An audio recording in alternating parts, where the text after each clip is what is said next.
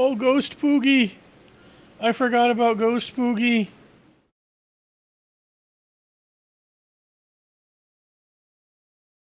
Hello, Internet.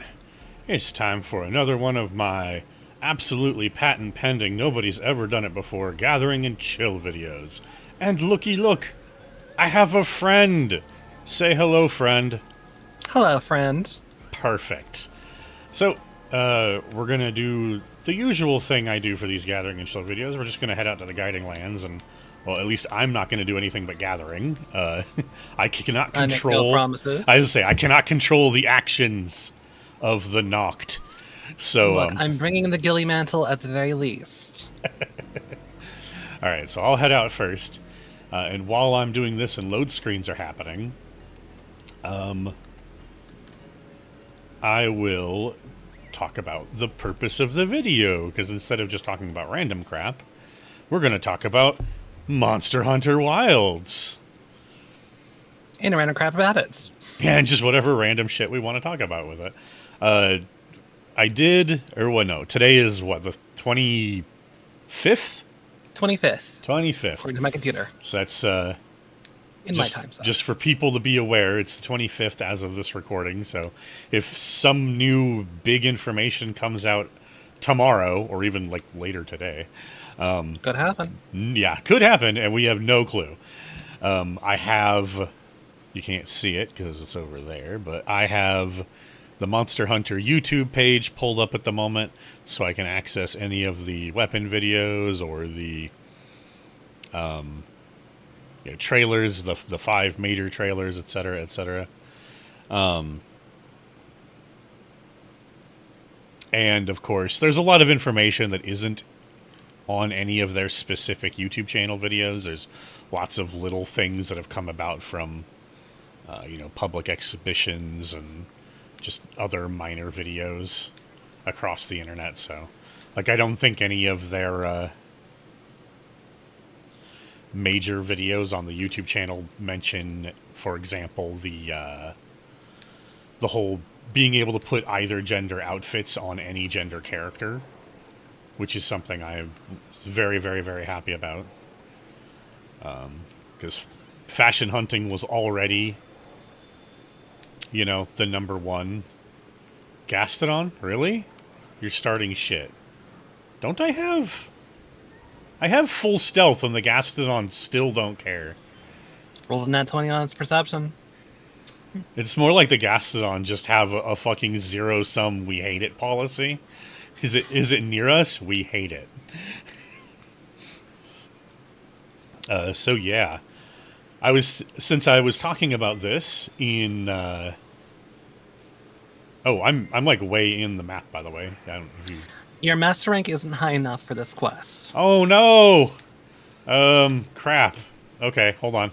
I can change that, I think. Or we can just do yours. We could just use yours because return from expedition. Oh no. I hadn't thought about the difference in ranks. Sorry, I'll depart and you can join me then. That works. Oh yeah, something I mentioned in the Monster Hunter channel on the Discord earlier today was I was rewatching some of the weapon videos, as you do. As you do. And it occurred to me how fast some of the animations in Wilds, or like, not how fast they are like cartoon fast, but that there's just so little downtime. As a heavy bowgunner, for example, I'm used to the several seconds, the like 2.5 to 3 seconds it takes for a heavy bowgunner to do the animation of loading the special ammo into the gun, right? Right. And in Wilds, it's just like, click, done. It's like half a second of an animation. And then while watching the gun lance, the stake attack, which is a heavily utilized, it's that thing where they poke and leave the stake on the monster behind, and it like ticks a whole bunch and then explodes after a moment. Right. I noticed there, like, they just poke and it's on the monster. Like, after doing something else, they just combo into the stake and it's just done. It's just there. And it like all of that just sort of combined together and made me sort of realize like, there's a lot less downtime on most of the game's animations compared to how they were in previous games, including even in something like Rise.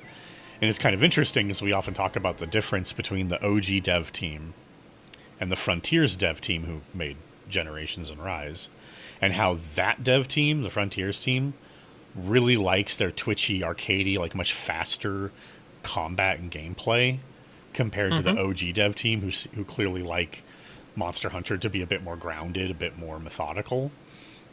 And it looks like the sort of compromise the OG dev team is going with, because people clearly do enjoy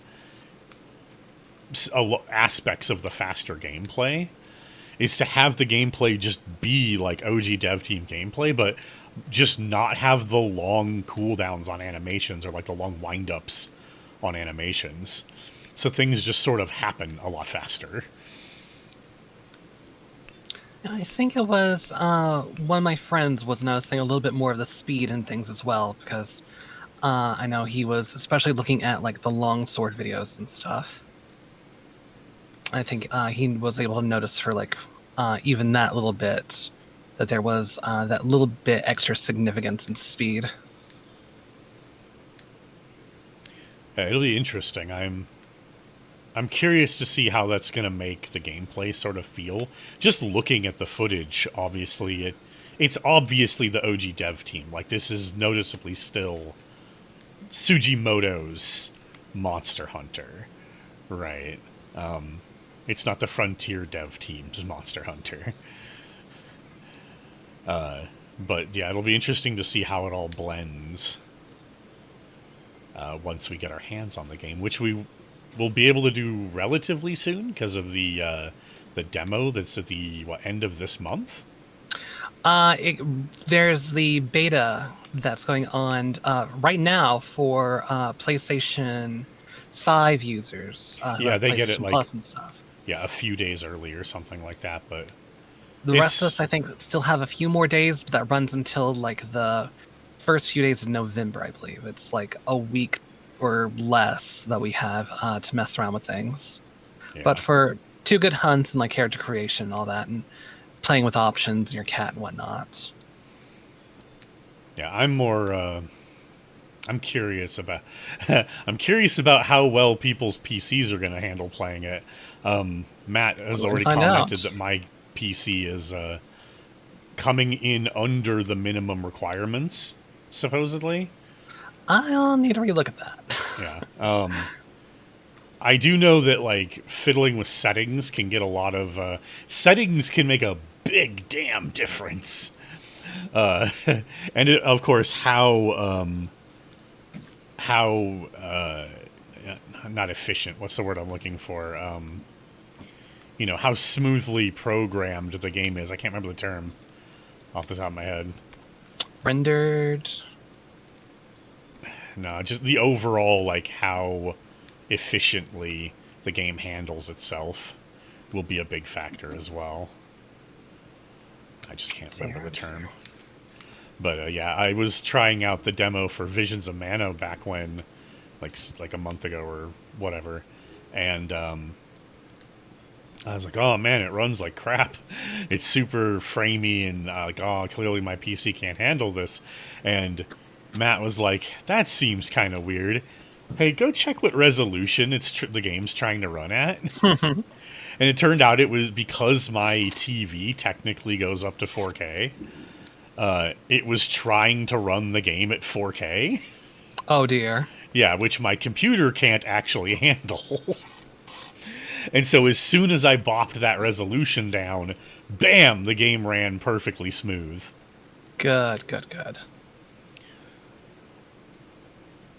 So it'll be fiddling about with the settings. We'll see how much I can get out of that, and hopefully be running the game at least Fingers crossed for all of decently. us. Yeah, for all of us, true.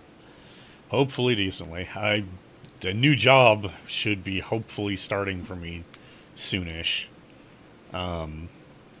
So I might, hopefully be able to just buy a better I believe it was the GPU was the next thing I needed to like really upgrade on my computer. I had technically put a new GPU in it not like super long ago, but it was a very minor upgrade over what I was using. Gotcha. It was just a hand-me-down from a friend who had replaced it on their rig. So I was interested in possibly grabbing a little bit more RAM for myself, but that's sitting on the throne list and not going to be touched by me for a hot minute due to the move. But Yeah. yeah, I've been able to at least run VR on mine for a few years, so I am counting myself lucky in that regards. Antica. So obviously you're a longsword main, so that'll be your thing to really dive into. I'm trying playing around with a little bit of the bug stick, the encyclave. But yes, longsword through and through. If nothing else, it gives us the option for scythes in some series. Yeah, they definitely. Honestly, I don't think there's been a single Monster Hunter game since they added the longsword that didn't have a scythe. I think that there's like only one of them in World proper, just because of the more like realistic weapons and all that kind of stuff they were going for, quote Well, unquote. Electrion's should be a scythe. Yeah, but it's taken a long time for me to get to Electrion, and I still haven't quite gotten there just yet. Yeah, but a lot of But that's like your own fault for constantly putting off working on it. for doing streams and stuff, you mean? Yes. Yeah. But like even then, that's an Iceborne technically, as opposed to World. Yeah, but you're in Iceborne. You've been in Iceborne for a while. Regardless, Nice long pause there. Yeah, obviously for me, the first weapon I'll be testing out is the heavy bowgun, because that is what I always say my main weapon is, even though I do play with every weapon. that's how many plays did you have on like your what was it, the PlayStation version that you had? I didn't double check on my PlayStation World save file, but yeah, as you were there for most of it, I can talk about on Rise, where I did my 100 hunts with every weapon project. Certainly helped with some of it. Yeah, no, you were a part of a lot of that. I had heard many a time where you're like, "Oh darn it, I went over." I did that one time. I did that. I guess it was more than once. No, I blew it regardless. one time on that. Because my initial plan was to do just 50 hunts with every weapon, and I didn't pay attention, and I used some, I don't remember which one, but I used something like sword and shield or whatever. Because I wasn't paying attention, and I was just like, let's keep hunting, and then realized that I had that at 51, exactly 51 freaking uses or some crap, and it was just like, oh, you're fucking kidding me. The whole point was to get that picture of the guild card. One more time. One more time. And so it was just like, I remember at first I was like, I'm not gonna worry about it. I'm not gonna worry about it. Then like a week later, okay, I'm worrying about it. I'm not. We're doing 100, and I'm not fucking it up this time. Ooh, hello, other cats. Rockabilly, get one of these cats to go with us. I think since I'm here, I won't let you, but Oh, it does. Yeah, no, I think you're right. Boo. Do I? I don't think weirdly, I don't think fishing is a one of the things you ever get for oops, I forgot how fishing works. Alright, let's try that again. Okay. No, what is the correct button? I don't remember the button, apparently.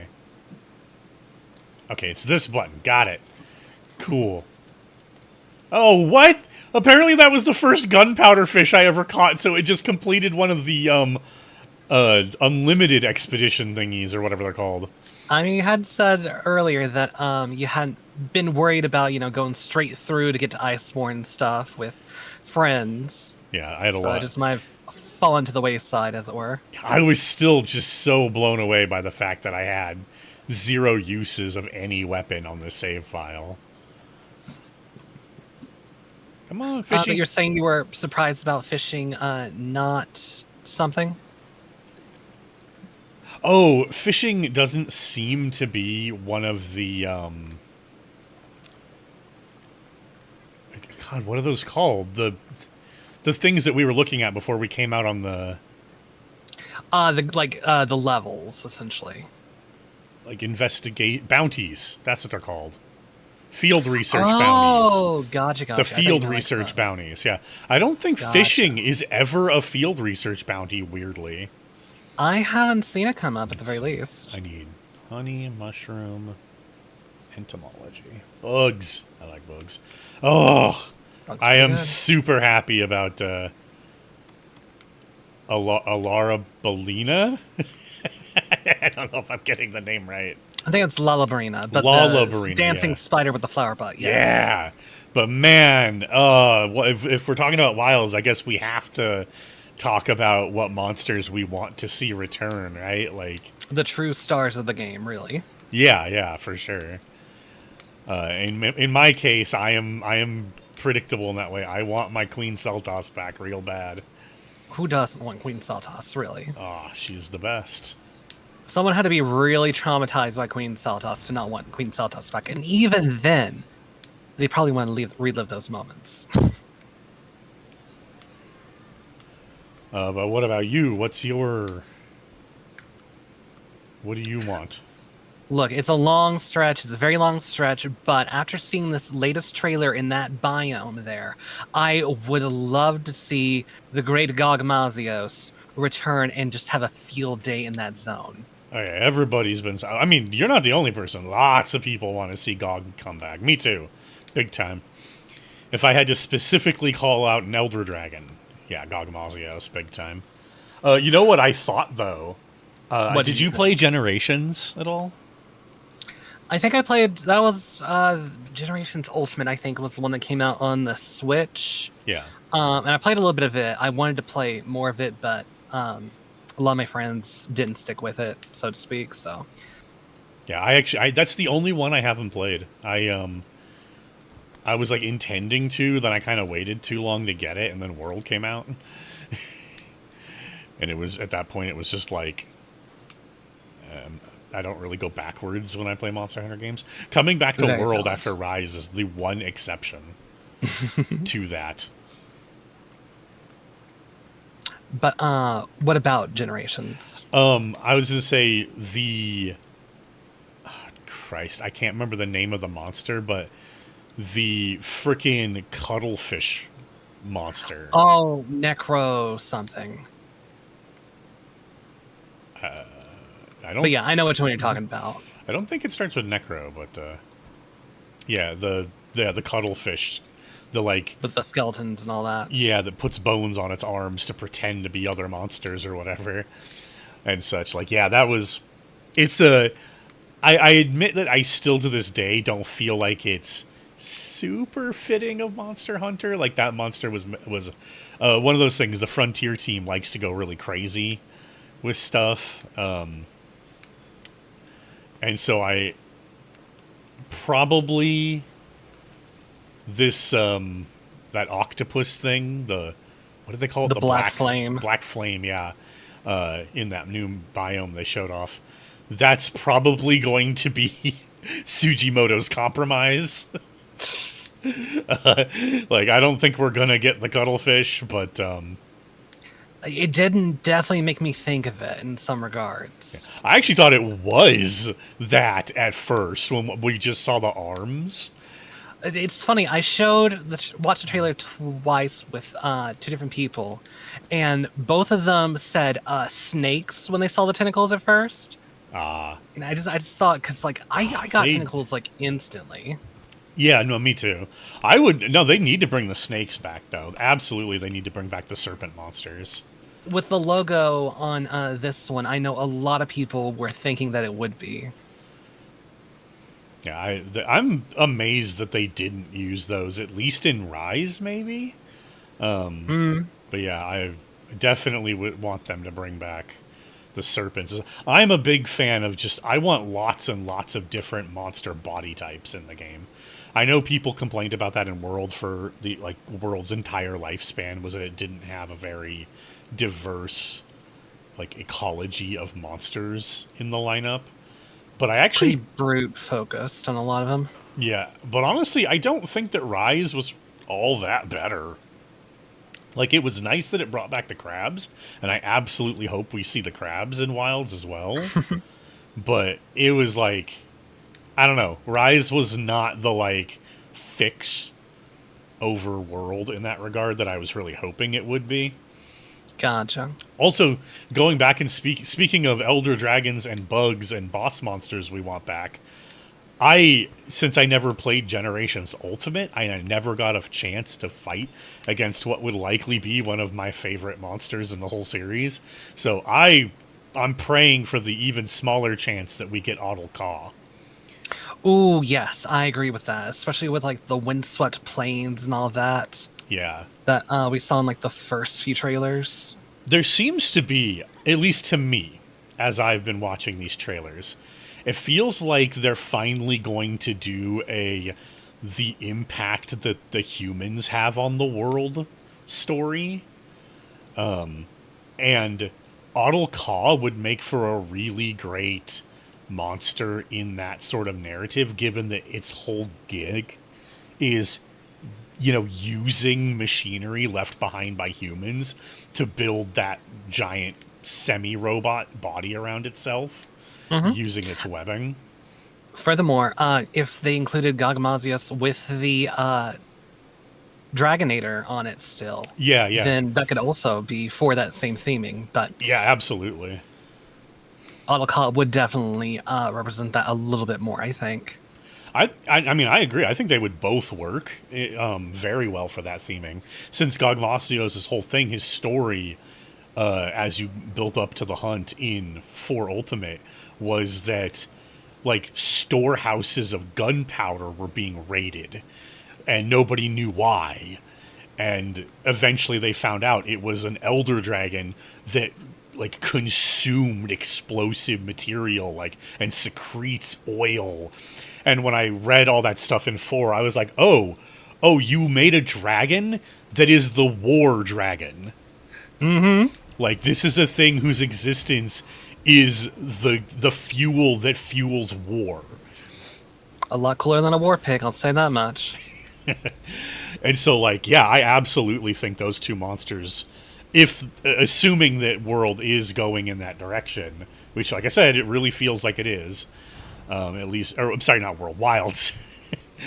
The other W word. Yeah, the other W. I will say, I really hope, because there's that one, I think it's trailer 4, when they show us what's going to be the signature, like, story boss, the, like, the elder dragon with like the chain motif. Mm-hmm. And there's that bit in the trailer where the child that we're like protecting and taking with us, whose village was apparently destroyed by that dragon,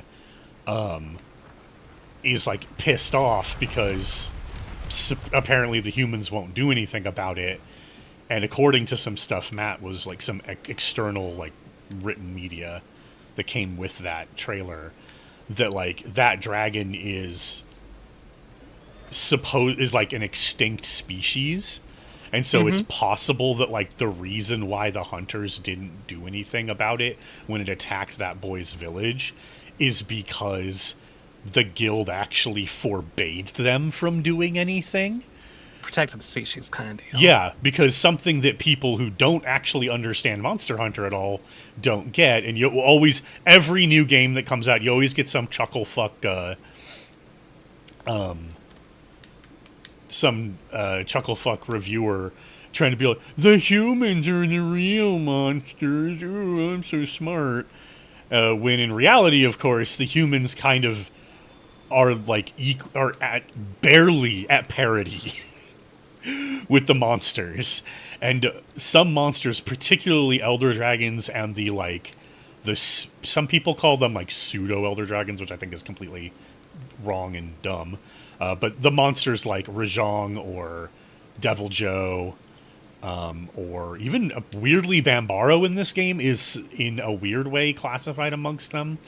The kind of roamers Yeah, the roaming monsters that can live anywhere. or It's invaders, I think said they're that they're called. so I think they call them that. They're so powerful and so disruptive to the ecology around them that they can completely destabilize whole regions just by existing somewhere.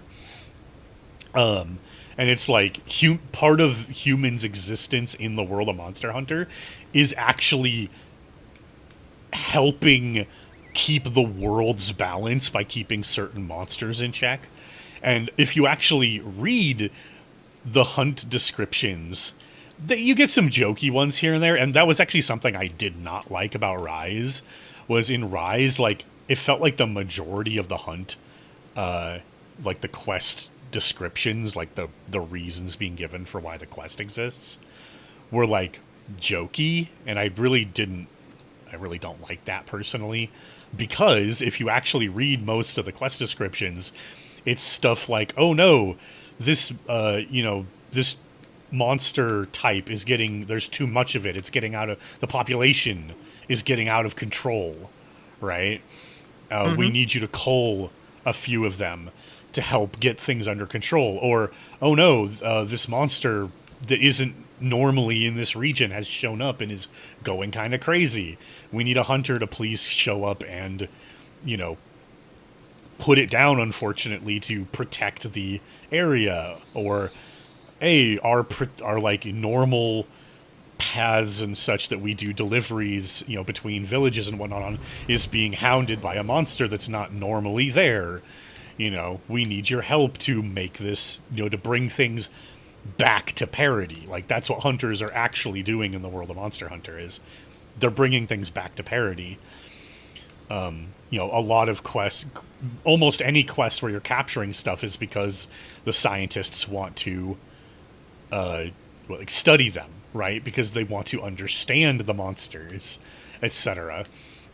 And so, yeah, it wouldn't be so far fetched to think that the guild might have actually forbid people from hunting that elder dragon because it's considered basically extinct, and they needed to, you know, protect it. But that also meant that they effectively sacrificed a human village, right? Well, at the end of that trailer, the boy is like, you know, how can you call yourself a hunter but you won't raise a hand? You know, you have a weapon, right? And he says, if I had a weapon, you know, I would. And it kind of cuts off, implying that the boy, you know, wants to kill the dragon out of hatred, out of like a sense of revenge. Hmm. And I'm hoping, and knowing how Monster Hunter has been, most likely that story will end with them having to essentially have the boy understand that you can't do that. You can't hunt out of malice. You can't hunt out of you know, like revenge. Like what we do, we get that hard decisions have to be made, but what we do is for the betterment, like for maintaining the ecology of the whole world, not just what benefits us personally. But I am mildly worried, since this series has gone fully mainstream since then, or since World, that they might try pulling some the humans are the real monsters shit and not have it get like actually addressed properly. I could see that, Because I do think especially it. with like No, go ahead. especially with like the new zone and just like them activating the forges, and that seems to cause something to go awry and like disturb this, you know, powerful monster at like the bottom of it and such. Yeah, yeah,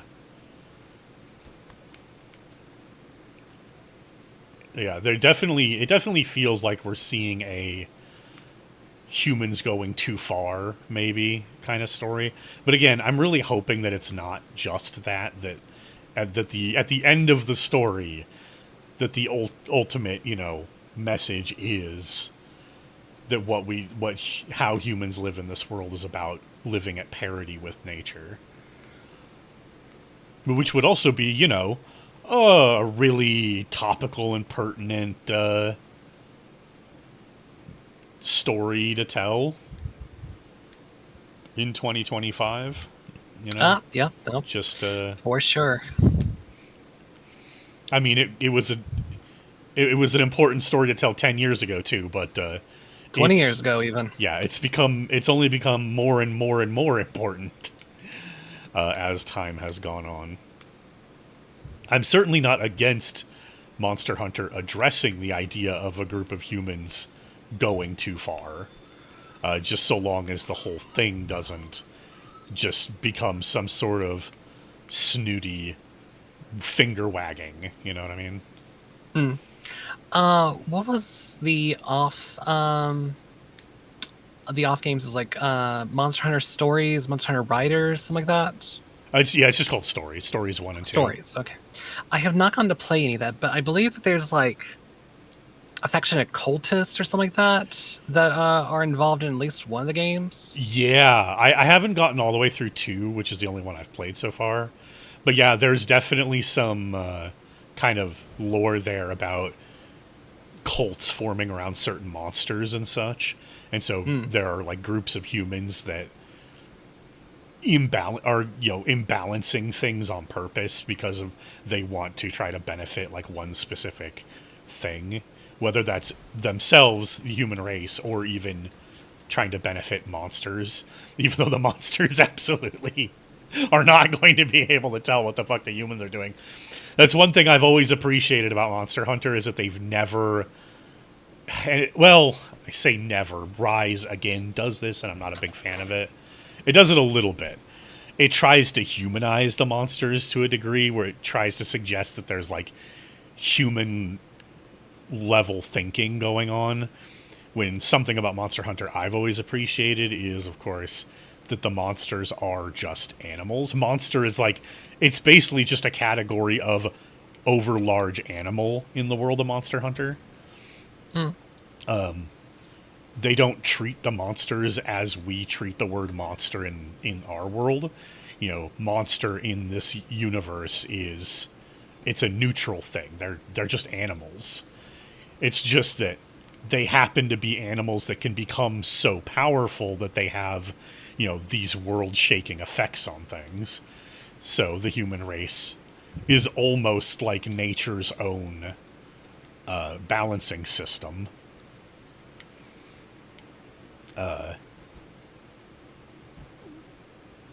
Yeah, they didn't give us any scales. Say what? Oh, they didn't. I mean, they're just really small. That's what dandruff is, right? Eh, Yeah, we're not big enough for the dandruff to come across scales properly. I don't. I don't. I'm gonna keep on walking.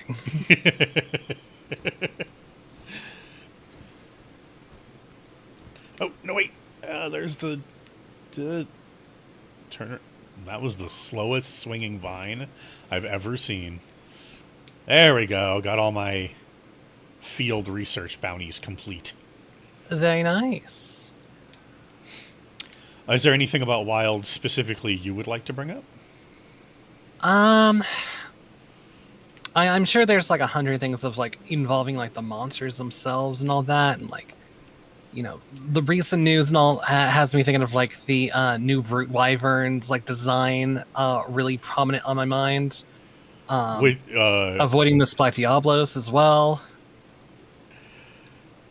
There we go. I'm really into that like crazy bulbous mosquito Yeah, having that kind of like looking motherfucker. Yeah. the insectoid monster on like a brute wyvern kind of like style body. Yeah, that's pretty genius. I do like when they do really clever things with body types. Especially the move where they have it like kind of sit on its like tail and then pump the gas into the like Oh, the ground, yeah. yeah, or the tar or whatever it is. I'm going to assume that that monster is what makes the hypodermic needle looking insect glaive we saw for like a Uh moment. Almost certainly that, although that is usually reserved for Kezu. But almost like 100% guaranteed that's also the Plague Doctor set with the hammer. Yeah, that's what yeah, I was literally about to say that too. Well, yeah, with the like exposed brain hammer. Like, yeah. Kezu already has an insect glaive though, and it's not a hypodermic needle, so. I could have sworn it was, Nope, especially with like the Kezu's light nurse bow outfits gun. and stuff. Kezu's light bow gun is the hypodermic needle. Gotcha, gotcha. Which is kind of better in my opinion. Like a hypodermic needle for an insect glaive, I get it. That's awesome, but a hypodermic needle as a light bow gun is pretty awesome. Pretty great too. Well, you see, it's a shot, is what it is. Yeah, it's time for your shots. Get over here. Yeah, I love that stuff. Oh, I'm super curious what the equipment that the octopus thing is gonna make a look like. We're definitely going to see some heavy bowgun action, I think, with that jet of flame that we saw coming from it. I mean, you say that. There's been some weird instances over the years of monsters not making weapon types that seem like almost too perfect. Like Uragon never made a gun lance. Which is just what? The big burly exploding rock like bronze brute wyvern doesn't make the shield and gun combo? Are you crazy? It would take a lot more development, but I do kind of wish that there was like a weapon for each like monster and that kind of stuff. Probably wouldn't be practical, but like just for people to have like their favorite monsters and like that, have like associations with like the armor and the weapons a little bit more. Yeah, that way no matter what your favorite weapon is, you can feel certain that your favorite monster will also make that weapon. Because I know there was like a few monsters, I can't think of any examples, that I was just like, how is there not a long sword for this one? And like, I think it might have been like, I'm not certain, but like, I think it might have been like Acidic Lavinus or something like that. No, Glav. I'd have to double check, but I'm pretty sure he does.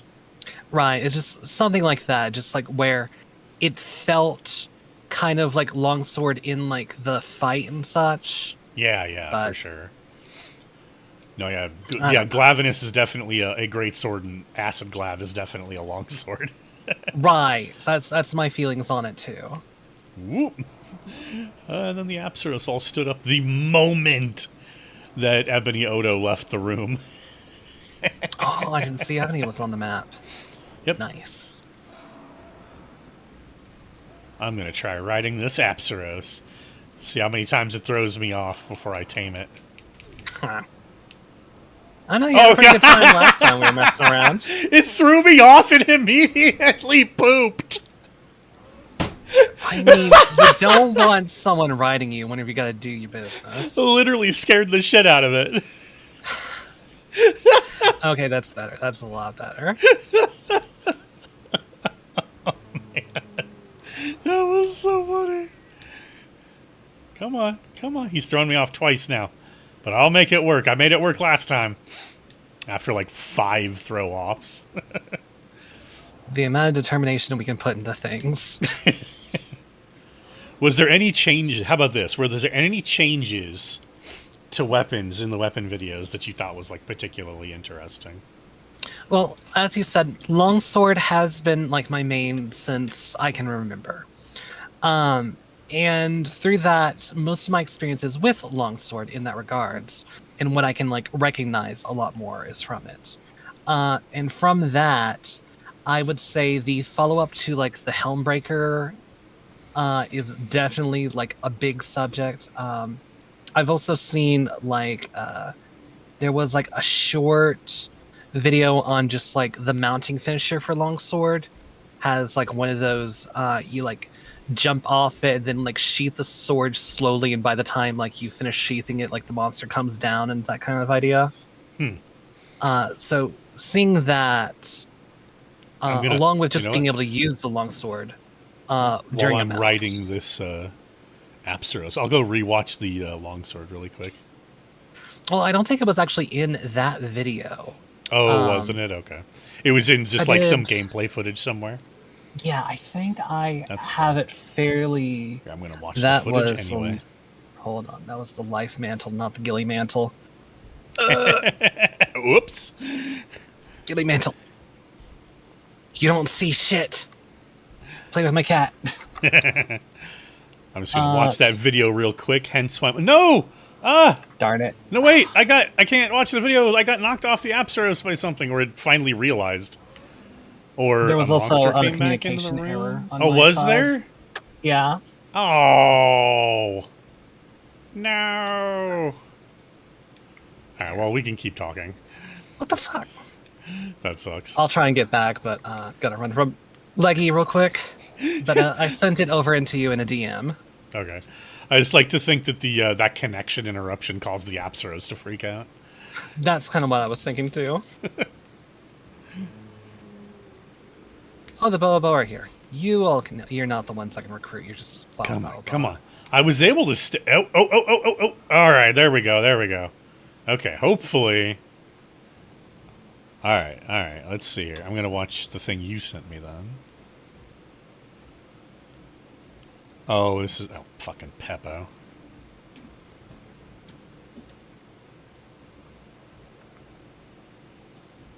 Oh, yeah, that's a real cute animation. Okay. I dig it. I dig it. It's just like shing and the monster falls out of the sky. That's real good. Okay. Now I'm going to try watching the weapon overview video again with hopefully not get thrown off the Apsaros in the middle of it. Fingers crossed. Let's see here. I actually just sort of realized that there was like the very first thing they show us is the hunter doing a sweep to the left, but then immediately doing a second sweep to the right, which I don't think you can do right now.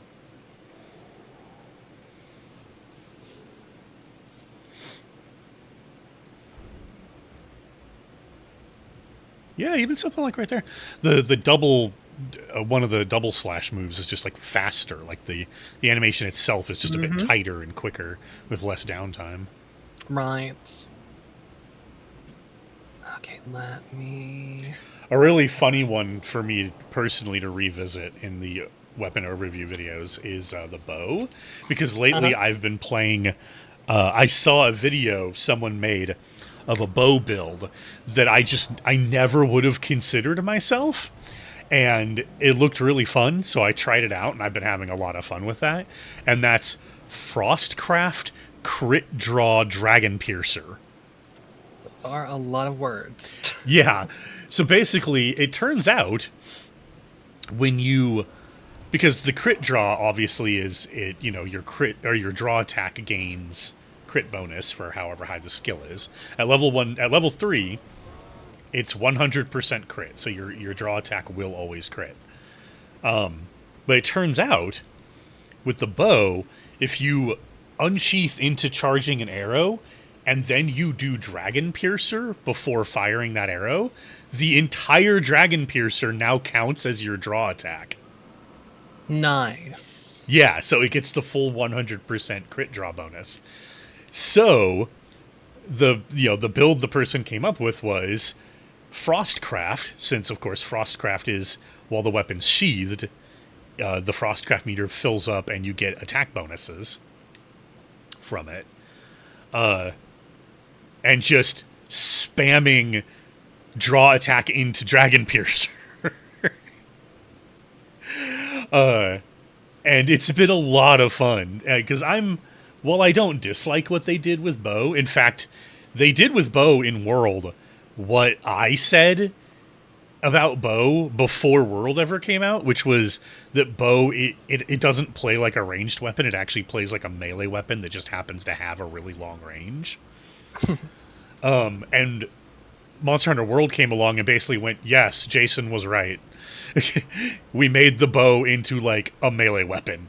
It's about combos and like positioning, like sidestepping and stuff now. But for a lot of people, including myself, it was a bit of a bummer to lose, the old snipey bow way of playing bow from the old games. Mm. And this Dragon Piercer style, this crit draw style, has been a lot of fun and feels a bit old fashioned in that way, where I get to play a snipey pierce bow. But then watching the bow weapon showcase for Wilds, where it's like, oh yeah, now you can set a tracer on a monster and your bow's now home in on the monster. It's like, oh, what the hell? What are we gonna do? What sort of builds are gonna come from this weird ass design? That feels like something the Rise dev team would have done. That does Kinda, not, yeah, yeah, actually. right? Like, it doesn't feel like something Sujimoto's team would do. But apparently they felt like the bow needed to be spruced up more, I guess. I don't know. It honestly makes the bow, again, it feels like they're leaning even more into the bow being a melee weapon. Like, in terms of how you play it. It's just ranged melee, essentially. One of the things rewatching the heavy bowgun video, I'll say, there's a part in the video where the hunter is like hunched down with the gun, and the front of the barrel has this like thing on it, and the thing like fires or explodes or something when the monster gets near. And when I first watched the video, my assumption was that was some new different kind of like wyvern's breath bullet, just a strong charge move kind of thing. Mm-hmm. But watching it again today, I wonder if it's a counter. Because watching it again, it occurred to me that it blew up as the monster was essentially attacking the hunter. Pretty good idea. Yeah, so it made me like, huh, because the heavy bowgun is, the defense gun between the two, you know. And the Rise team in both Generations and Rise gave the heavy bowgun counter moves. So maybe that's what that is. Maybe they decided to implement a counter state, Not too which much it of a would be. stretch to say they brought it over. Yeah, that'd be super interesting, honestly. Ooh, calm down there, Apsaros. What else is there? There's so much to talk about. Of course, we couldn't possibly No, confine. we've only had a few of these like trailers, and already there's just so much to just like pick apart and dissect. Yeah, and there's only so much we're going to talk about within the time frame of this video Of as course. well. So it's just like, oh, how much stuff to comment on? What all should we comment on? Definitely have to call out that it's about damn time that we're getting cross-platform online play. Mm, very much looking forward to that. Yeah, that's great. No longer needing to divide up your game's fan base. I mean, that's something Capcom would want, that because that they don't care what console the game is sold on. They just want the game to sell, right? So by having there be crossplay, a person who might have never picked the game up because, well, this is the console they use, and none of their friends actually use that console. The one lone Xbox owner in a sea of PlayStation Oh, owners, been right? there. Been there. Yeah. Or hell, even in my case, for a long time, I was like, "Oh, sorry, I'm playing on console, not on PCs." That's something that only changed, really, with Rise.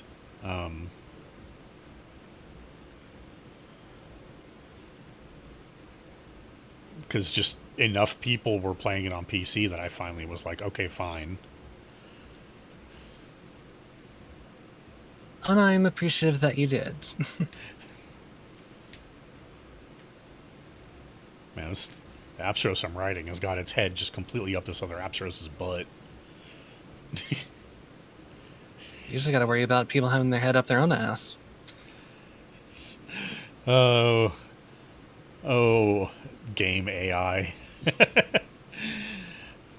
I was going to say enemy AI, but like the Apsaros aren't necessarily enemies, but Yeah, they can be assholes sometimes. creature AI. Let's go with creature AI. Critters. Oh, speaking of critters, we're getting a lot of new good ones in Wilds.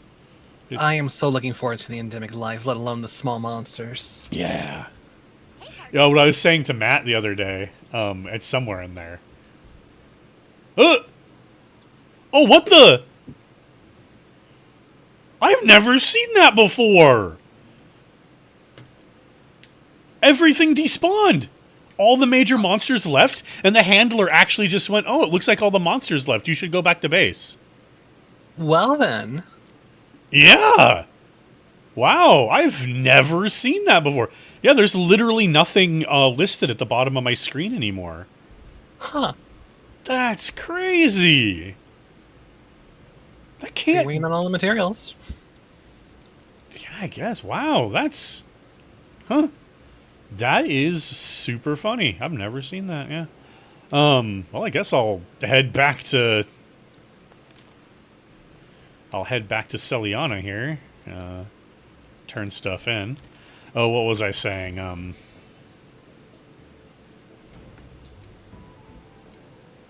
I completely small forgot. Monsters and endemic life. Yeah, small monsters, endemic life, and then I was bringing up that I commented on something to Matt. But I can't remember. Oh, I hate that. What it was, yeah. I got so sidelined by seeing the handler be like, oh yeah, all the monsters left. And I'm just like, wait, they did! No more hunts for you. Yeah, like, wait, what? That's a thing that can happen? I guess I'll go turn in my... That's the guidelines for you, I guess. Oh yeah, I'm also turning in gunpowder fish capture, which got me an ingredient I didn't have. The ballerina octopus. The ballerina octopus. Yep, that's the ingredient I just unlocked. Huh. Platinum fish capture. Does this also get me? Yep. That got me sovereign squid ingredient. A lot of cephalopods. And now it's time for the field researches.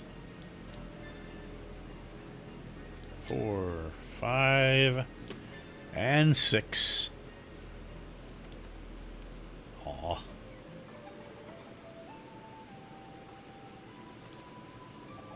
Here, I'm going to put small monster culling on there. Did you head back out to your guiding lands, or? Yeah, I tried to join yours, but I think considering it was mine before and wasn't technically yours. Yeah. I think that might be the reason why all the monsters left. A good possibility. Which would explain why it's not something you see very often. Guiding lands, join. I was going to say, like, oh, that's actually a really good stopping point, but, like, we don't need to stop yet, so. Nah. Depart. I'm back out in it, looking for crystals, bones, and all that good stuff. And I'm still trying to remember what the crap I was starting to say. Let's see, was it about any, in particular, small or endemic life that you were looking at? I don't think so, because I was gonna start commenting about how there's that endemic life that's like noticeably just a tiny puke, but they have said that it's not a puke. And oh, like, well, forbid it be a small puke for us. So I was gonna say, so I'm sorry, Sujimoto, but you and your team are wrong. That is in fact a baby puke for me. Except we saw even smaller ones. Yeah. Yeah,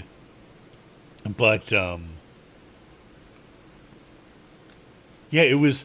I was thinking about that, and then some other thought just popped in my head, and I do not remember what that thought was. I don't remember what I was telling them at.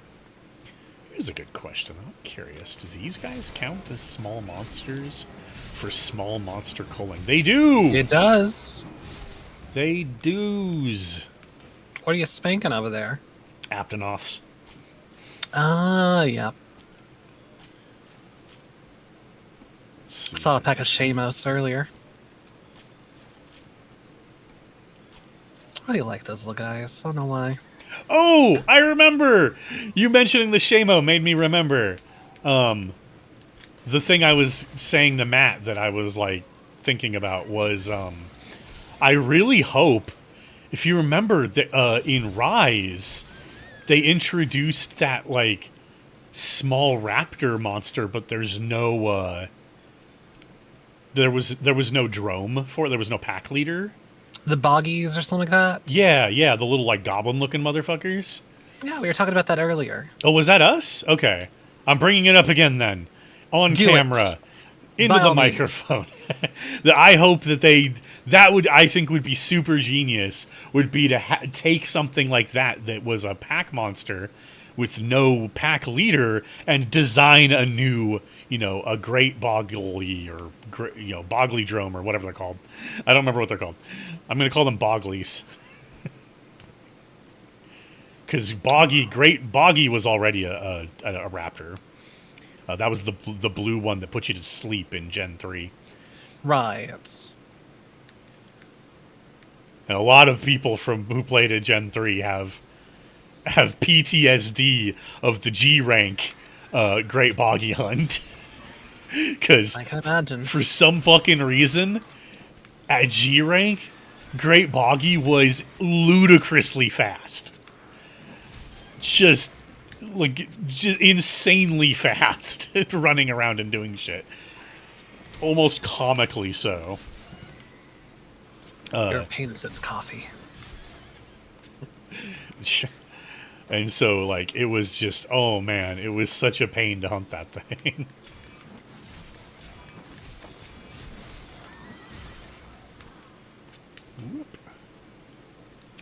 What else?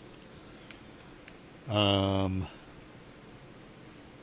really glad that how they're handling the Sekaret as just being a permanent fixture. I know there's some people who don't like when the cats are like a permanent fixture, although even in World you can turn them off. Or, well, Right, just stay not at camp. turn them off, yeah, but yeah, you can tell them to just stay in camp. But, like, obviously the thing here was that it was kind of silly in Rise that the dogs were such a pivotal aspect of traversing the maps, and yet, you could just not have them. If you really if you wanted all the benefits that the cats gave, you had to give up having the beneficial movement that the dogs provided. And so you could tell with the Sekaret that, like, they're clearly addressing that and just making it a permanent fixture. You just always have access to your Sekaret. So I think that was a good idea.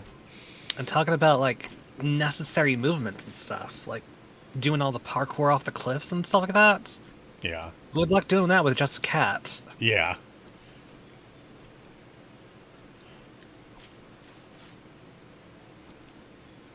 More so, it's just, I like when things are just dedicated parts of your toolkit rather than having to, kind of constantly be swapping around on, like, specific tools.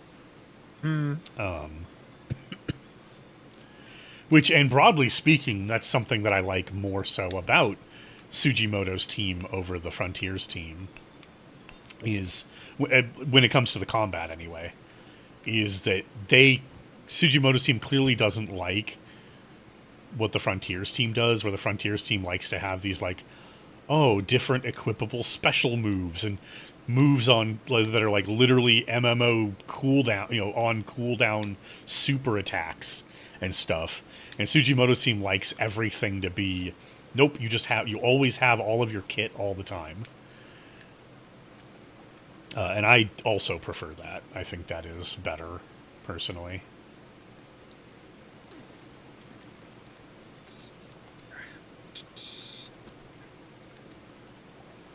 Although, I will say, Although, the actual switch skill system from Rise was genius.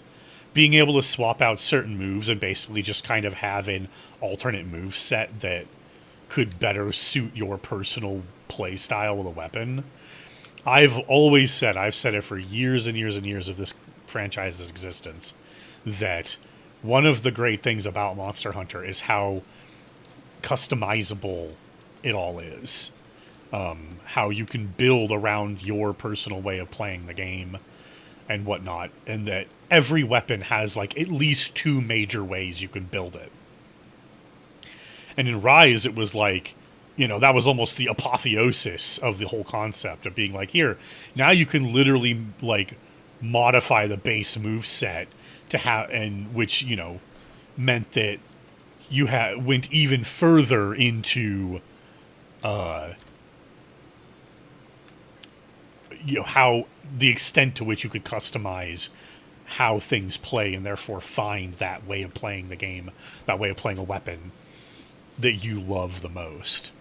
mm, Which I think is super important for Monster Hunter. I think that's like, in my opinion, that is a critical aspect of what makes Monster Hunter so good and why the series has like lived for so long and like why people are willing to play a single entry for thousands of hours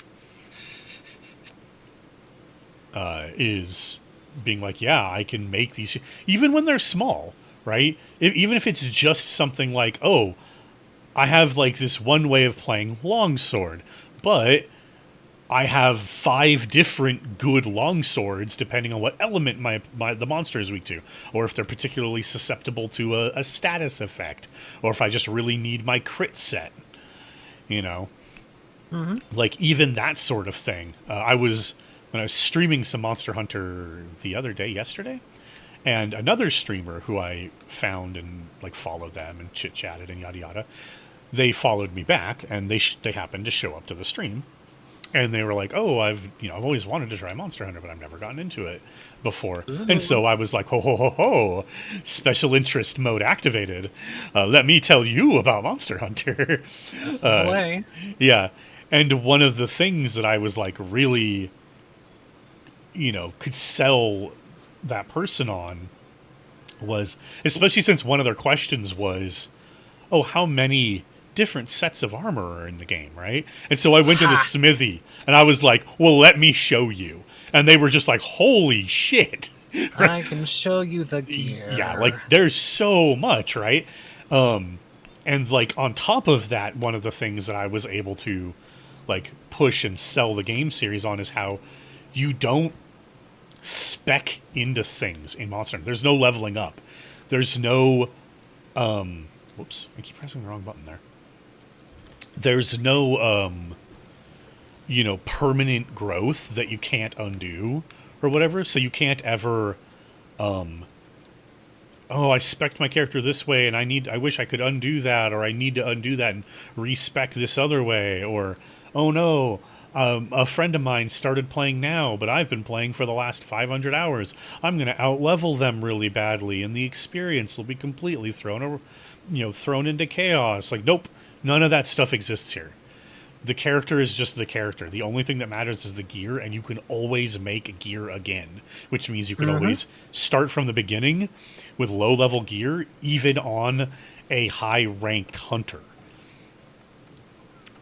And I think that's something that is. I feel like that's not something people talk about with the series enough, that is a benefit of the series. It is very nice, especially whenever you have friends who like join on and like different times and all that. Like I had some that joined like a couple of months ago. I just simply threw on a insect glaive that I was like going to mess around with anyways. And since I didn't have that much experience with it, as opposed to like longsword and all that, I could just simply like mess around, play with combos and stuff while they were fighting for their lives and stuff, and just simply like throw some dust of life in their face whenever they got too much into the Diablos territory. Well, I mean, Uh, it's also like a great primo opportunity to be like, oh, my friends who are new at this game, I'll play a weapon I've never played before. that's what I mean, yeah. Yeah, so it's like this is also a fantastic, like, it's the same effect as being like starting the game from the beginning again with a new weapon to be like, now I'm going to learn this. Like, you don't have to start the game over again. You could literally just go make a low level version of that weapon, join your new friends, and be like, yep, the experience that we're having here together is virtually indistinguishable from if we'd all started at the exact same time. Unless you want to be those people who have like 5 different characters like to play through with like the different Man, looks on them and stuff. I don't understand that. Like, I understand make a male character, make a female character. At least, now we don't even have to do that in Wilds. Because, Right, again, right. we can actually just wear all the female armor, because that was like the thing. That was the only difference between a male and female character was the looks of the armor. Mm-hmm. But yeah, I never really understood that. I don't know, play the game what's the most fun for you. I'm not going to tell anybody how they should be playing Monster Hunter. That's in fact the worst way to play Monster Hunter, is by telling other people that they need to be doing this, they need to be doing that, blah blah blah. Unless you keep carding, in which case I will tell you. Stop. Well, like there is a difference between offering advice for like how to handle things that somebody's struggling with, and telling somebody you have to build your build this way, you have to play the game this way. No, you're getting. Hey, when was the last time you checked about adding some armor spheres to your armor? Yeah, things like upgrade your armor. Like Did that's you not eat before we telling went on someone the how to hunt? play. That's yeah, remembering, reminding somebody to make use of every available tool in the game is different than being those snooty try hard sweat masters who are like, who show up and tell you, oh, you're not using, your armor isn't this exact build. Well, your build is trash. You need to build it this way. It's the only real way to play the game, kind of thing. Like, those are two completely different things.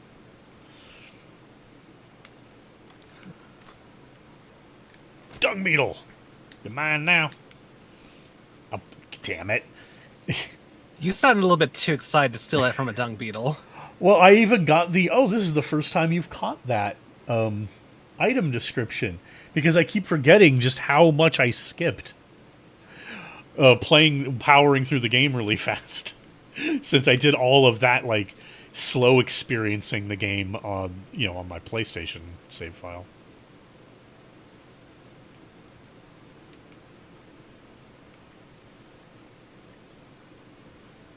I have my net ready in case I see any more of the moles. Uh-oh. Oh, crap.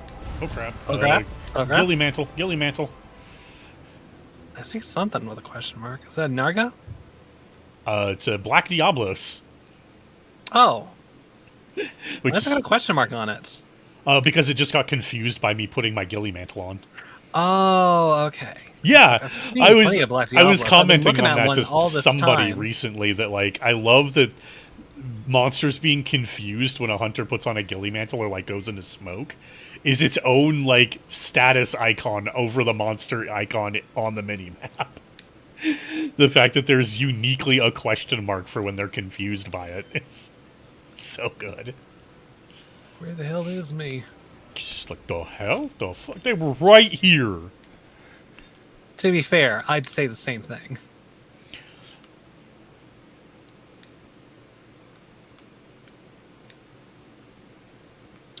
Let's see.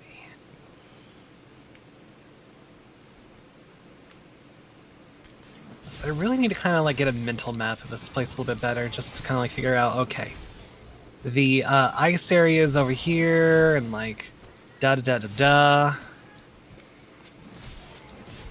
One of my favorite things to do is honestly just come to the guy. Something I did a lot on my PlayStation save file was just go to people's, or like make an open hub, or SOS or whatever while in the Guiding Lands, or go to somebody else's guiding lands and just no plan. Just take a set and then just hunt whatever's being hunted. Pay Pretty absolutely, much. no specificity to anything. No, I'm here for this. Just go there like, oh, whatever you guys are hunting, I'm right there with you. And just have a good old time. You made this Brachydios bow. Gonna use it. On Yeah. what? I don't know, but it's gonna get used. You remember how I messaged you and I was like, oh, fail the brack hunt, but we broke the head, so I still got a warhead in the Hell yeah. thing. Did another brack hunt last night. We failed it, but broke the head, got another warhead in the rewards. That's another Bracky weapon. Yep, so I did too. I made another bracky weapon. I made the switch axe since I insanely had not used switch axe on this file yet. Given that switch axe is usually like my like fourth weapon. It's heavy bowgun, sword and shield, gun lance, switch axe. Roughly. I don't try to list them out like that too much because that's getting into that sort of, I don't know, top 10 Pokemon kind of bullshit. Where it's like, I don't do that. I don't have one favorite anything. I can sit here and say heavy bowgun is my main because that is absolutely like an undeniable truth of my experience with the series, but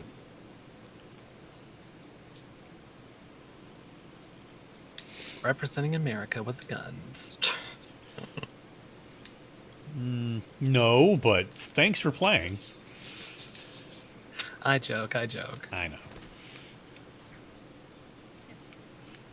I get anytime I'm like with a bunch of Americans, they're like, "Oh, well, yeah, you'd like that because you're British." And I'm like, "What the fuck?" And then I go to like my British friends, like, "Oh yeah, you like guns because you're American." I'm just like, "Oh." Where do you like guns? I don't know what it was. I think I was talking about like the Shadow the Hedgehog game coming out. Which has nothing to do with the Shadow game for PS2 where you used guns? I think it was like me saying I never got to play that one and all that. Oh, okay. And I was interested in playing it when I was younger. Fair enough. No, the Turf War area. No. Darn it. Stupid paralyzing insects. Right? Yeah, me too. Vespoid's got my ass right there. I'm just gonna kill you with a net. Or my cat's gonna explode you. Either way, I'm happy. Now, Sliff, if another one comes by, you get them the same way. There's nothing to do with Monster Hunter, so be forewarned, anybody who watches the video for this long. I'm about to talk about not Monster Hunter, but Dun. right. Just because talking about like, American this that whatever with video games at least is one of my favorite games I have. I am, and you can get it now on Steam. They re-released it in America for the first time, but I have an original Xbox copy of a Japanese-only video game exclusive to the Xbox.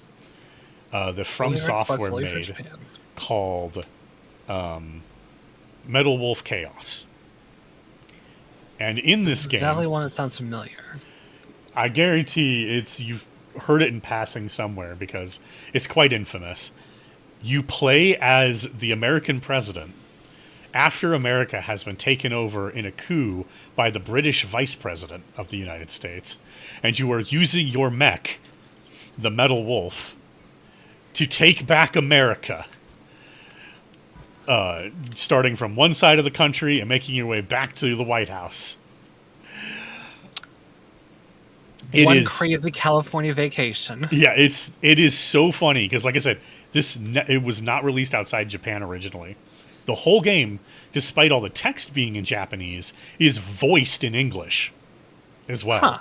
Yeah, and the characters are utterly insane goofballs.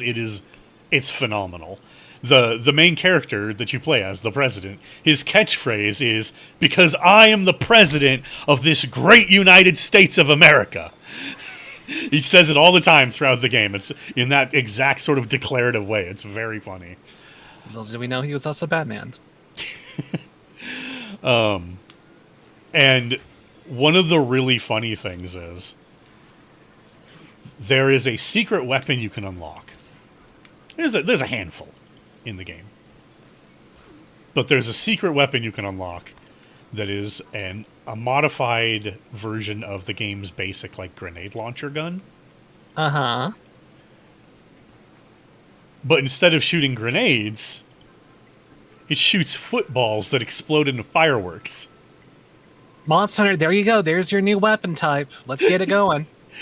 And you can unlock skins for the Metal Wolf. And one of the skins is, of course, just the flag, right? Like just star spangled, red, white, and blue, and stars. Uh-huh. And so one of the only like real Murica things I've ever done in my life was equipping 2 of that grenade launcher, putting on the American skin, and just playing through the Wild West stage of the game, because there's a Wild West stage in the game. Sounds very Texan, to be sure. Yeah, it's very, very fucking funny.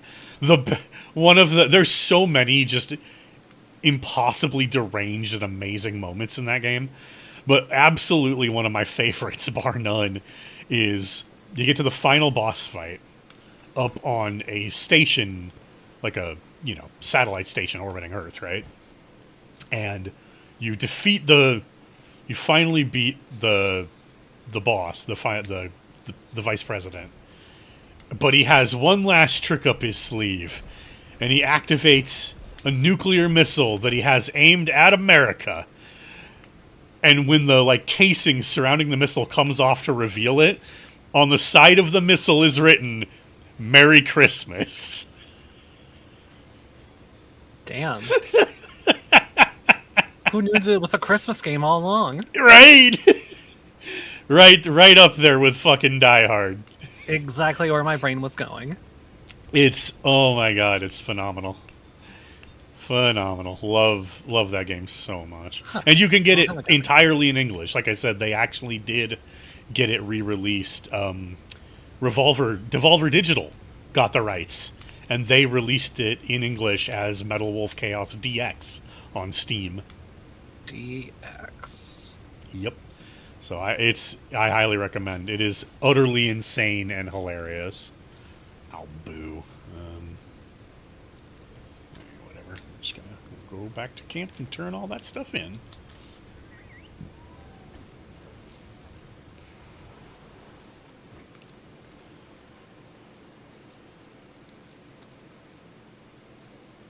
Yeah.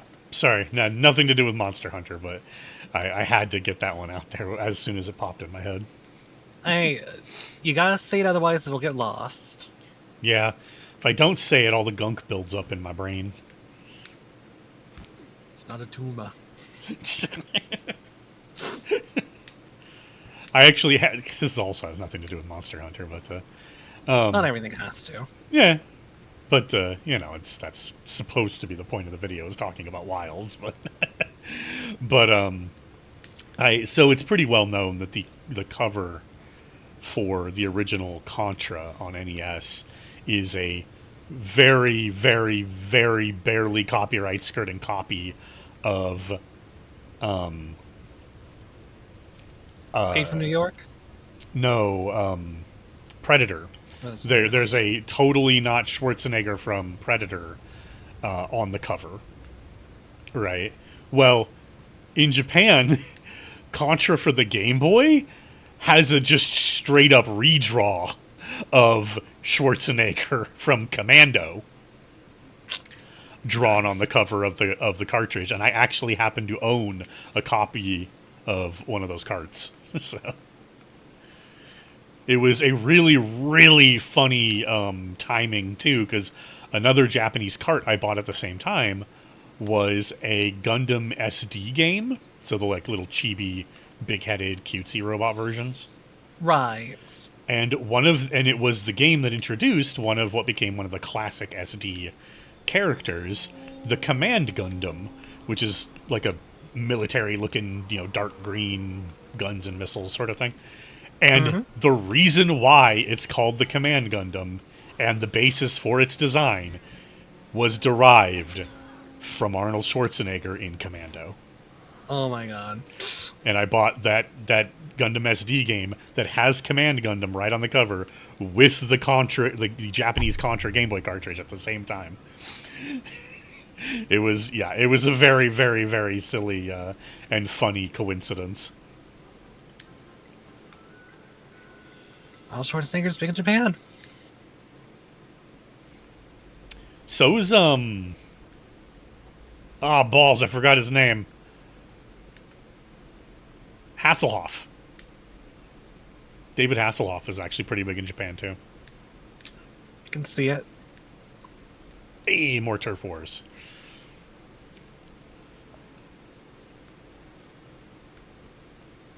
I know people have their complaints about the guiding lands. I do too. Well, really, I have one complaint about the guiding lands, Hmm. and that's the way that the region levels work. It should have been a lot more easy to just max them out, all of them simultaneously, and then control, like, basically just at whatever your current max is. You have like a slider that lets you down tick them to get certain monsters to show up randomly.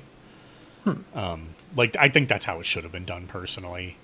The way they did it was clearly meant to basically kind of force long term engagement with the game, which I think and Right. most people's criticism about the guiding lands was absolutely about the level system.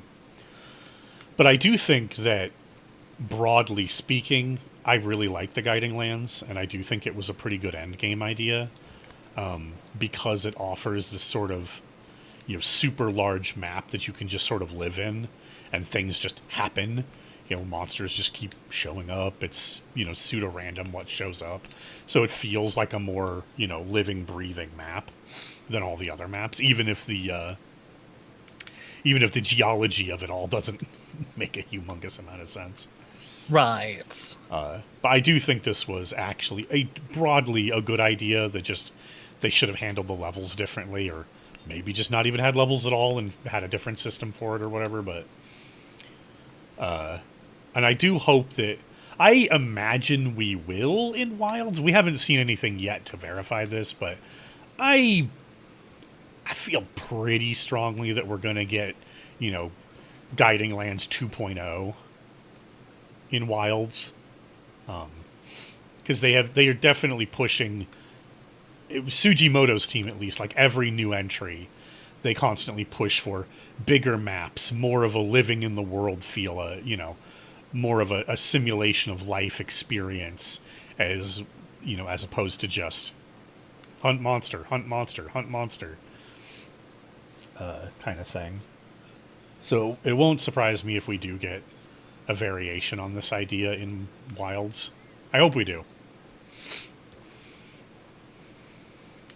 If nothing else, the kind of like continuating map between like the two sectors, just having like small caves to like go through to get from one to the other, seems to have kind of like an essence of the guiding lands to it in that regards.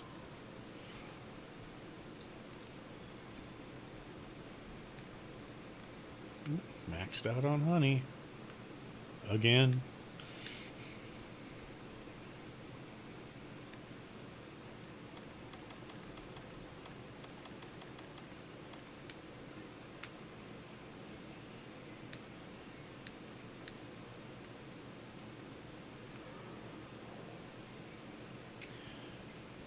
Oh, what else? I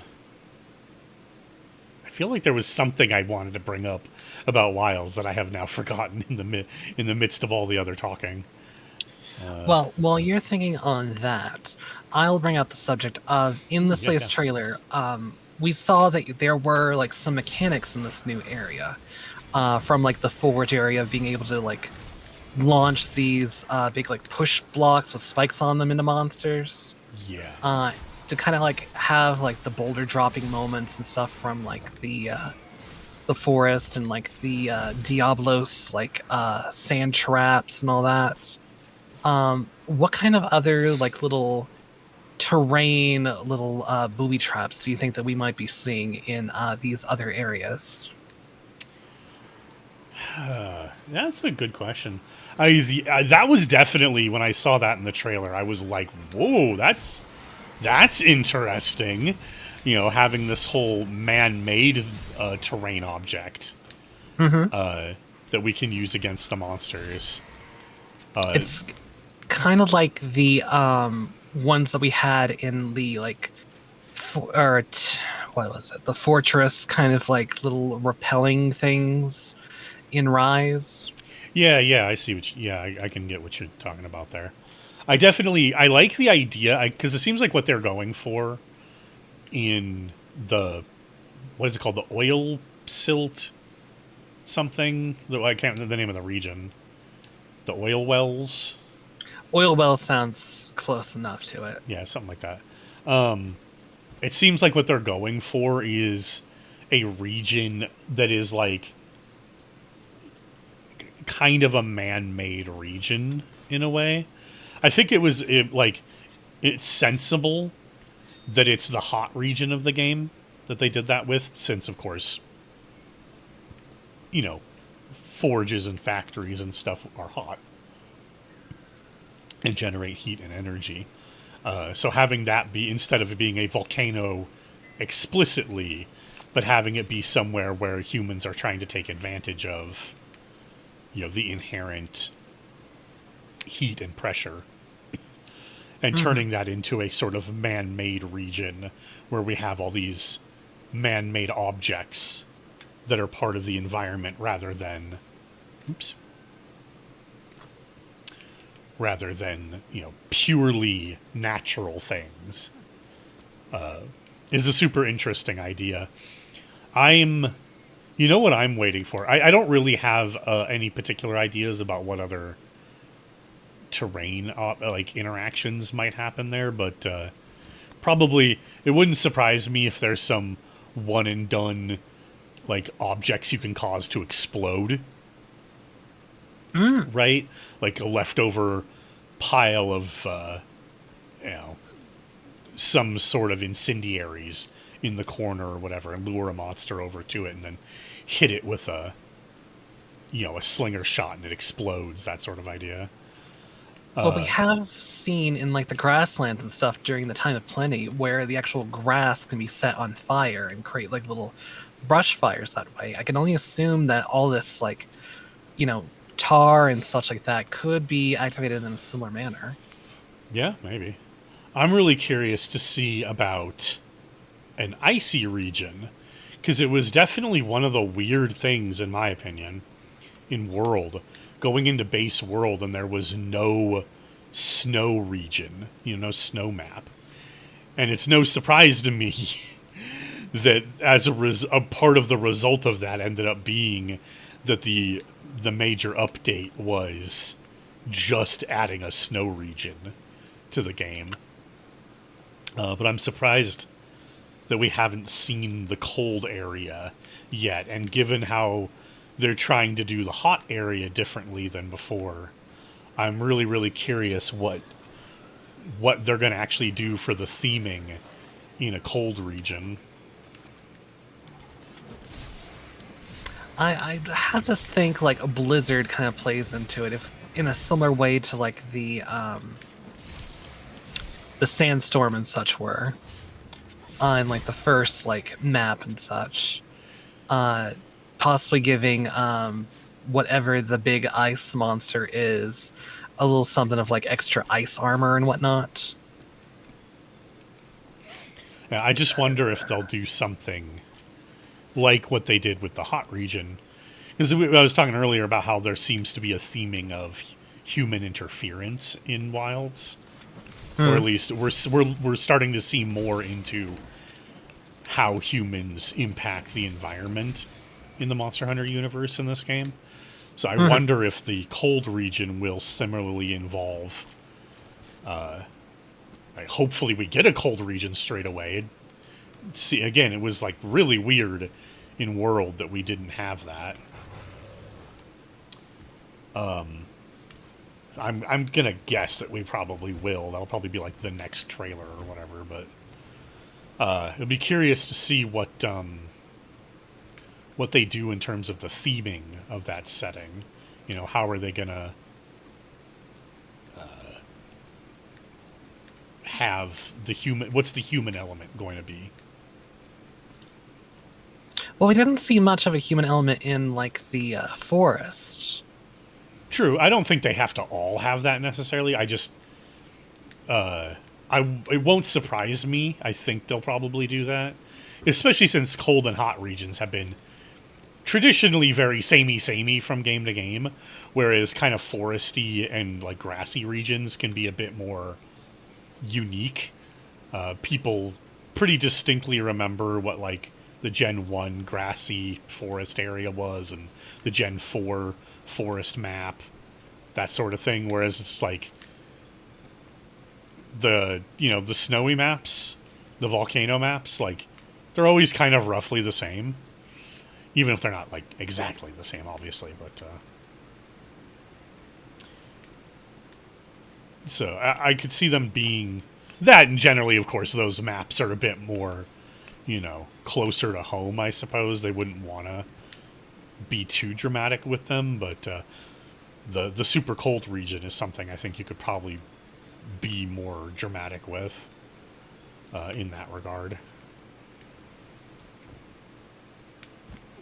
Well, time will certainly tell on all of these and more topics for sure. Future stories such as this will affect you in the future. I have no idea if you actually get that reference. I don't think I do. Is old, God, was that like the 60s, I think? 60s, 70s, black and white TV program. It was, I think that was from Griswold Predicts, which was, I don't know if it was meant to be a comedy. It might have been meant to be a bit sarcastic, but it was supposed to be a guy like predicting future trends and future events and stuff, and he'd always end every show with future stories such as this will affect you in the future.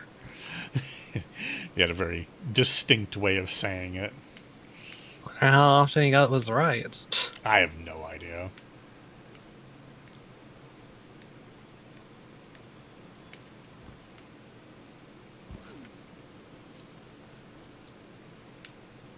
Alright, screw this. I'm just gonna take a wind drink back to the camp. Yep, That's somewhere around here, but I mean, you could just use the map. that's what I mean. Okay. Were you trying to like manually walk back to the camp? I saw a little green dot saying this is where the handler is, and there is some way to get up there, but I cannot farkin' find it.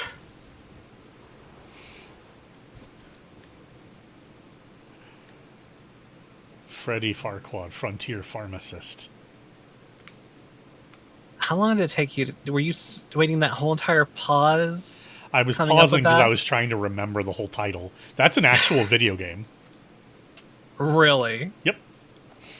Yep, that is an old point-and-click adventure comedy from the old point-and-click adventure heydays. I think his name, I think it was Freddy Farquist, not Farquaad, but it was like Freddy Farquist, Frontier Pharmacist. Yeah, that's an actual game. Look it up. I will take your word for it. Man, it's weird how often people just take my word for things. Look, if I look it up, I'm going to like possibly, think on it more, and I'm afraid of what I will lose in that moment.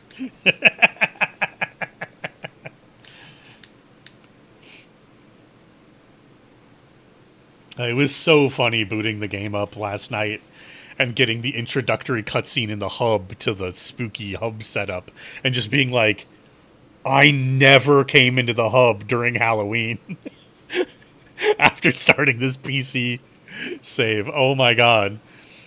Oh hey, tempered Baroth on the map. What do you say? Want to hunt one monster to end the video? I'm okay with that, sure. Alright, let me Just pop need in here to and grab my other mantle. Oops, that was the wrong... Nope. Change equipment is, in fact, the menu item. Good going, me. Alright, fuck it. I'm just gonna grab my heavy bow gun. See if I Damn it, the gun's layered not quite like I was hoping, but I didn't remember what I had it layered as, so... Wait, I should probably grab my traps and stuff, just in case. Oh, actually, that's a good point. I should swap out my items.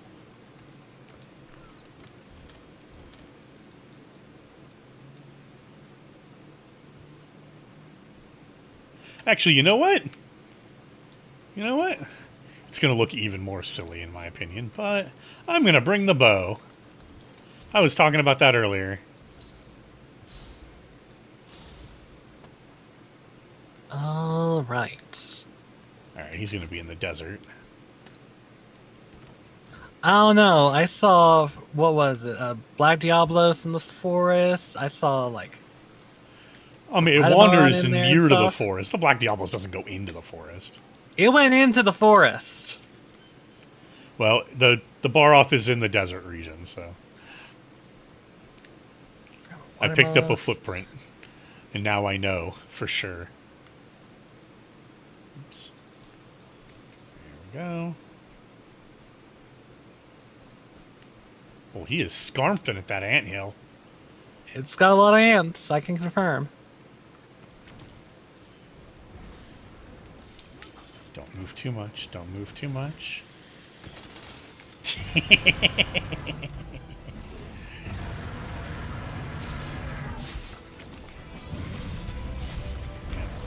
have no idea how good this is going to be against him, but it's just a Baroth, so...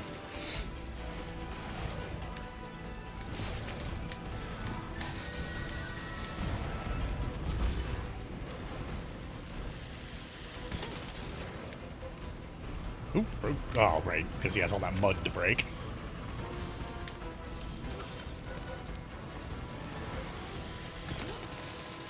Oh, yeah, that was a better hit.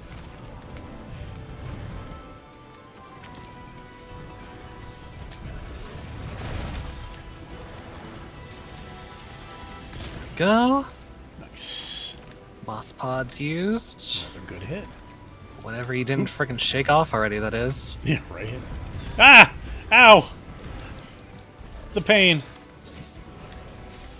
I don't have a lot of armor. It's a bow set. Just trying to pick up these shinies.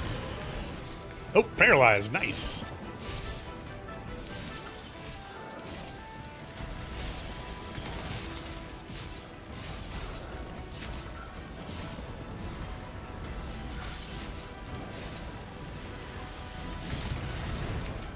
Oh, yeah, we're getting the good damage here.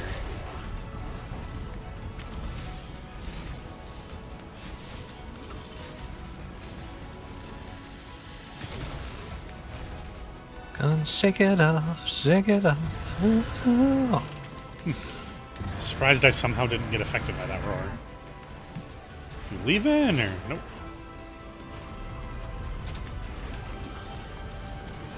Oh, nice.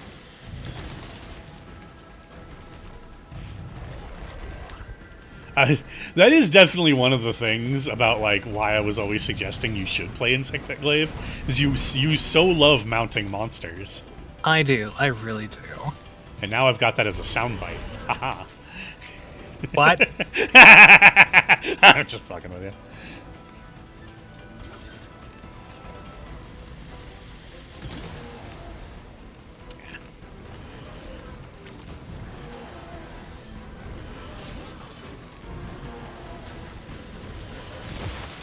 Vespoid? Okay. Ooh, hello.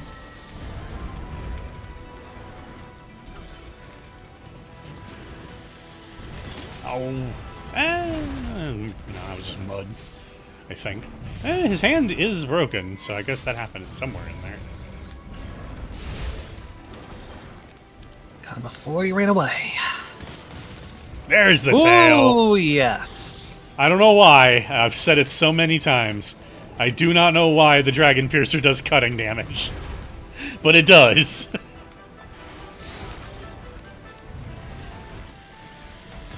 And this set, as a result, is really good at tail cutting.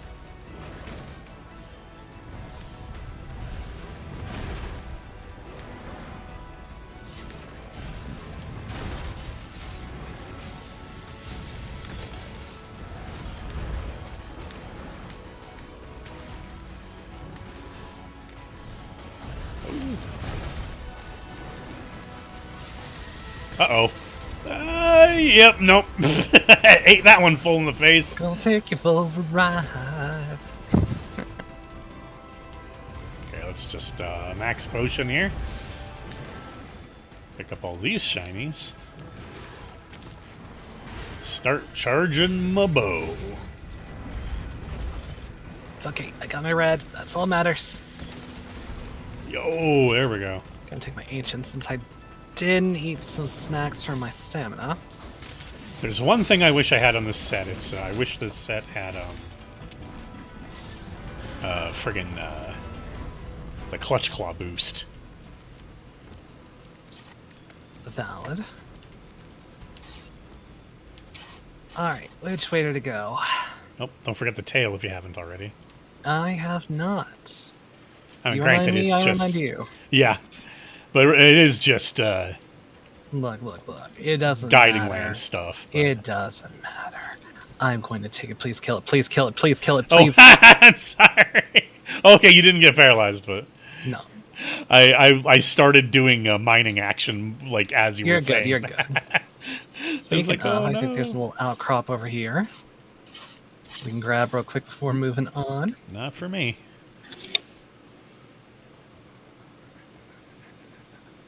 There we go.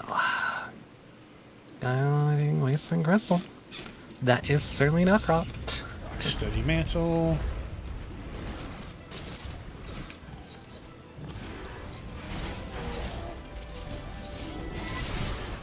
And wall.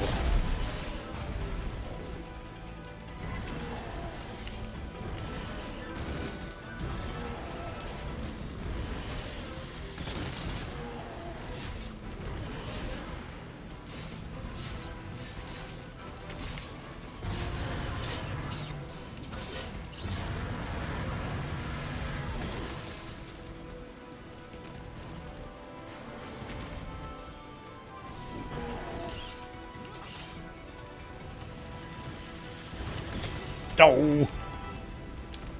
What? Oh, he's good. He's reapplying his moisturizer. It's important. So remember, kids, stay hydrated.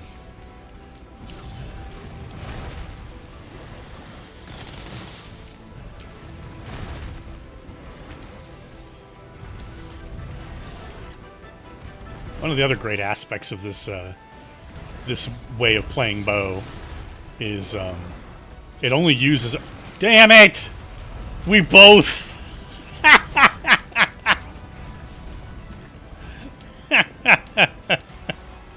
That was funny. It only uses up one power coating when you do a dragon piercer, so this setup like is very efficient with its power coating use. Oh, that It missed. is not looking long for this world. Yeah, probably not.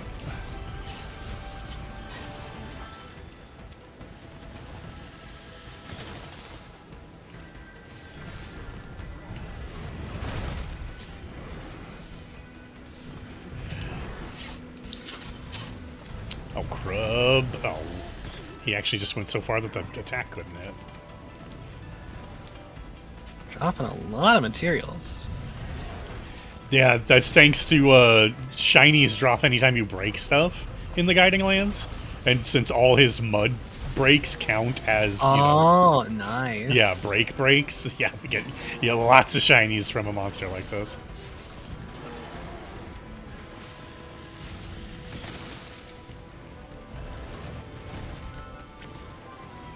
Hammerhead. Oh, he's... Yep.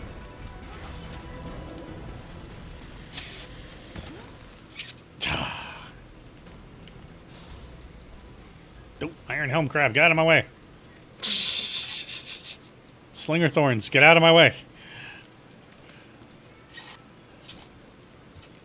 Just There we go. imagine if we'd brought 1 point in geology, all of these shinies would be 2 pickups, not 1.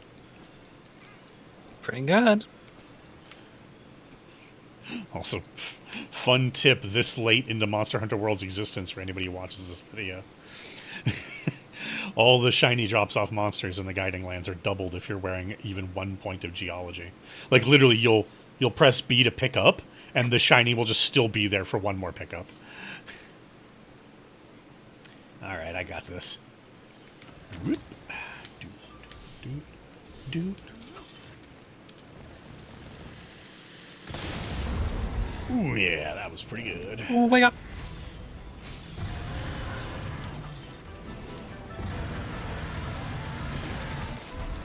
God, I would love to break his head with this. That'd be amazing.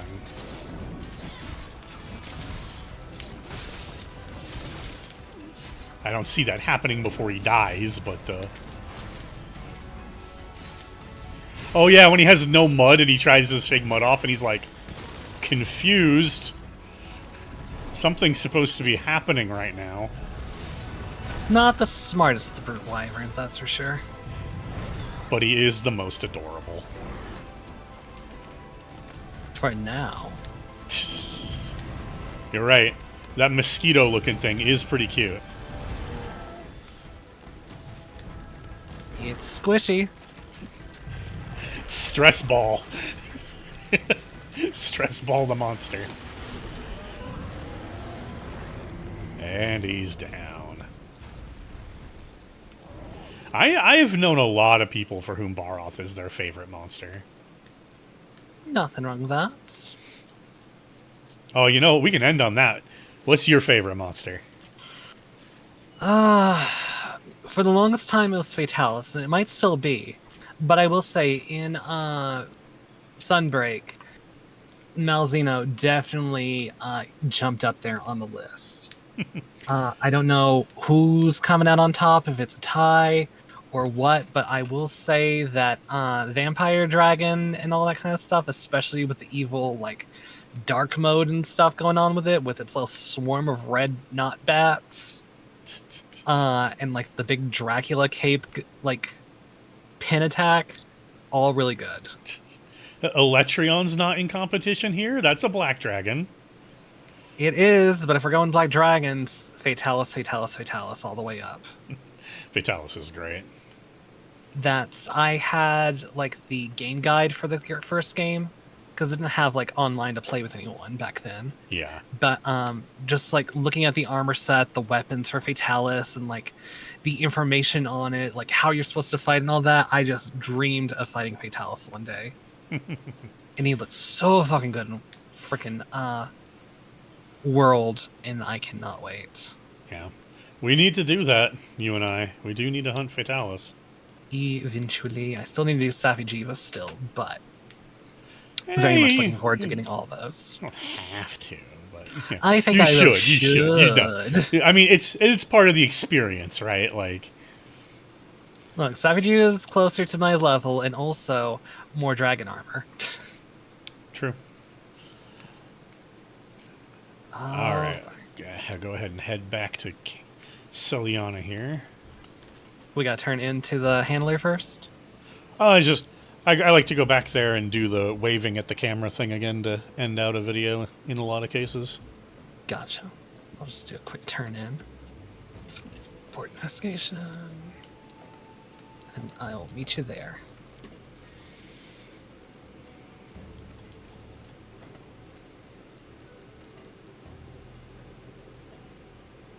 Almost level 5 with the Wildspire area.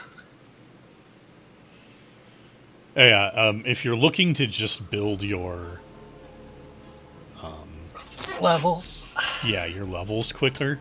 The best way to do that isn't, like, technically the best way to do that is hunting, but you'd have to be super efficient, maybe like with a team of people, and it's like this weird trap spamming strat because every time you do something that causes one of those, like, it's worth some points thing to pop up on the side, that affects the level of a region. the best way when you're playing by yourself, or just playing in a more casual way, to do it is come on. There, that'll do. Is to there's certain monsters that are better for it than others, to be sure. But basically, just you'll summon out a monster that is like can only be summoned to that region, and then just follow them around, picking up their tracks. Don't fight them or nothing. Just pick up the footprints. Any footprints, any like things they leave on the ground that you would, check for tracking purposes. And certain monsters will leave behind way more tracks than other monsters, which means lots of those to pick up. They all apply to the region level. That's the fastest way to casually build up your region levels. Gotcha. I'll just take note of that.